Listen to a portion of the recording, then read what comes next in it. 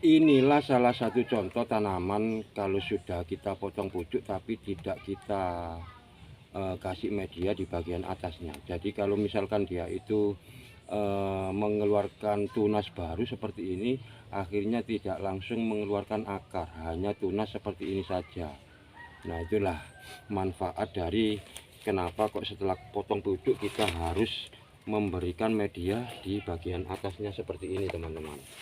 Karena yaitu tadi yang saya sampaikan, kalau misalkan tidak diuruk seperti ini, maka tumbuh tunasnya itu tidak langsung mengeluarkan akar, jadi cuman batang seperti itu saja.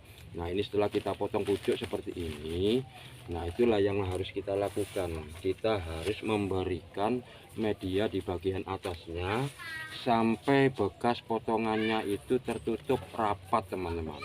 Bukan rapat dalam arti padat ya, yang penting tertutup untuk bagian yang sudah kita potong seperti ini. Harapannya adalah supaya tunas-tunas baru yang bermunculan itu langsung, tidak hanya satu atau dua, bahkan 4 atau 5 sekaligus, tergantung daun pancing yang kita tinggalkan itu berapa.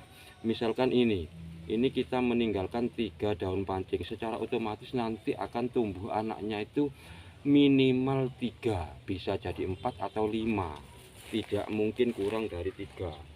Nah, ini salah satu contohnya yang sudah kita potong bagian pucuknya. Ini sudah menjadi rumpunan dan mempunyai 3 anakan dalam satu kali pemotongan, teman-teman. Jadi inilah yang harus kita lakukan. Nah, ini juga ada menyisakan 3 dan bekas potongannya juga masih terlihat. Nah, langsung kita uruk seperti ini. Nah, kita tutup bagian pemotongannya. Nah, inilah yang harus kita lakukan. Makanya kita memang harus teliti betul bagaimana cara memperlakukan tanaman setelah kita potong bagian pucuknya, teman-teman. Nah, kita tutup seperti ini, sayang. Oke, bisa dimengerti.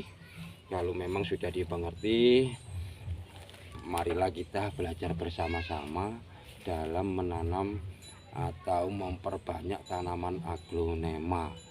Semakin banyak kita itu menyisakan daun pancing, ini salah satunya ada 4. Ini kita menyisakan daun pancing 4 yang pucuknya sudah kita potong. Nah, yang harus kita lakukan adalah yaitu tadi, tetap kita akan waduh, medianya habis, teman-teman. Nah, ini kita harus melakukan seperti ini. Kita tutup bagian atasnya yang sudah kita potong, hanya seperti ini saja, teman-teman. Tidak terlalu ribet dalam memperbanyak atau membuat tanaman aglonema rumpunan. Tidak sulit sebetulnya. Yang penting kita itu bisa mengetahui kekurangan dan juga kelebihan tanaman. Oh, tanaman ini perlakuannya seperti ini, kalau tanaman yang ini seperti ini. Nah, itulah yang harus kita pelajari. Semakin kita itu setiap hari memperlakukan tanaman dengan baik, secara otomatis dia akan nurut, nggak mungkin enggak. Karena dia itu juga termasuk makhluk hidup yang istilahnya itu mempunyai rasa ingin dicintai, ingin disayangi, ingin dipuja dan dimanja.